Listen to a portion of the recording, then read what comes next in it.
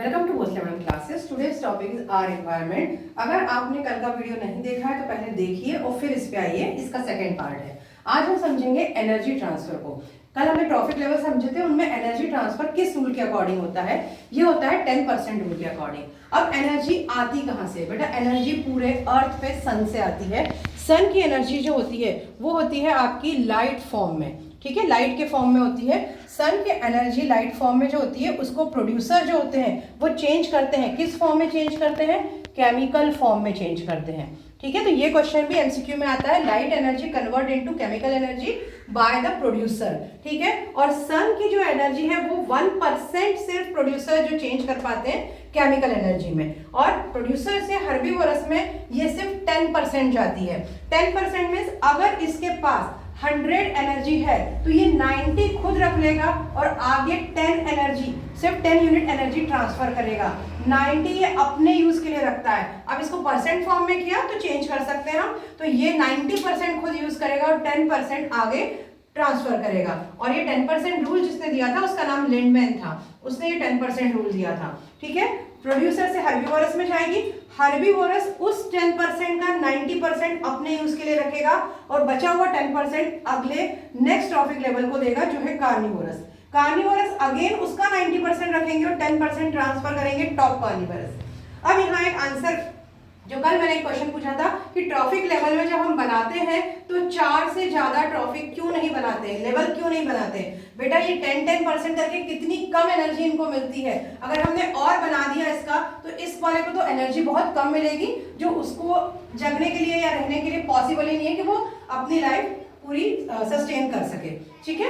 तो इस तरह से हम 10% रूल को समझते हैं। इसमें एक दो बातें और हैं कि एनर्जी का जो फ्लो है वो यूनि डायरेक्शन होता है। ये भी एमसीक्यू में पूछते हैं, बाय डायरेक्शन है कि मल्टी डायरेक्शन है। तो एनर्जी हमेशा एक ही डायरेक्शन में फ्लो होती है।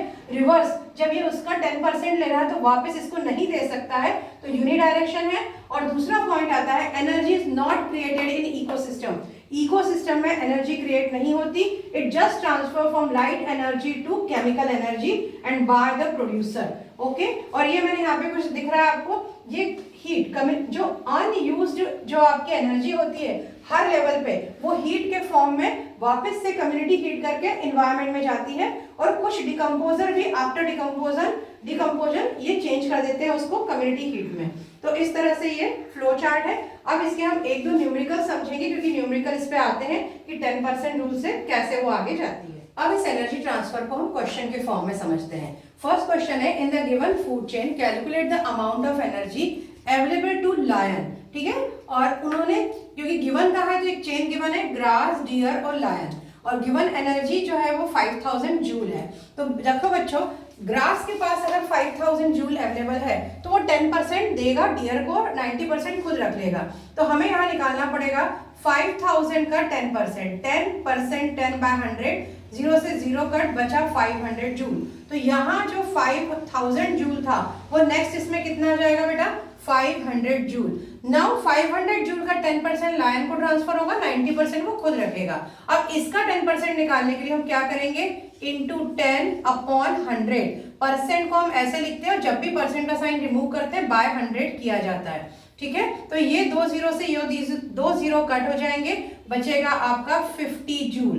तो इस तरह से 5550 जूल ये आंसर कंप्लीट होता है अकॉर्डिंग टू 10% लॉ। अब आइए सेकंड क्वेश्चन पे, calculate the amount of energy available to lion if the plant have 20000 joule of energy available from the sun. अब यहाँ पे एक सन जो है वो इस क्वेश्चन को पूरा चेंज कर रहा है बेटा। अभी हमने थोड़ी देर पहले देखा कि सन का 1% एनर्जी प्लांट कन्वर्ट करते हैं केमिकल एनर्जी में, और उसके बाद वो 10% के फॉर्म में ट्रांसफर होता है। तो यहाँ पे जो 20000 है वो प्लांट को उसका 1% मिलेगा।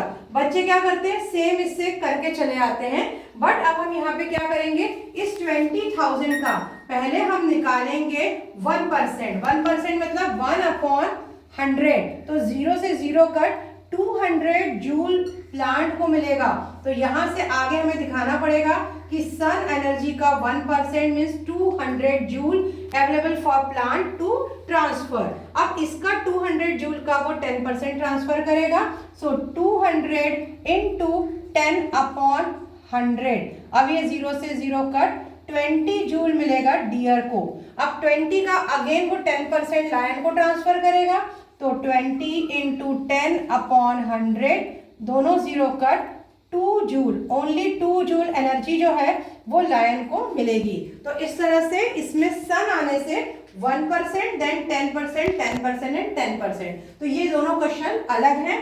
कभी कभी इसका उल्टा भी आ जाता है कि जो टर्शरी या जो टॉप कार्निवोरस है या फिर हर्बीवोरस है उनका एनर्जी देते हैं और प्लांट के पास कितना होगा, तो सेम को मल्टीप्लाई करते जाइए, आंसर आ जाएगा।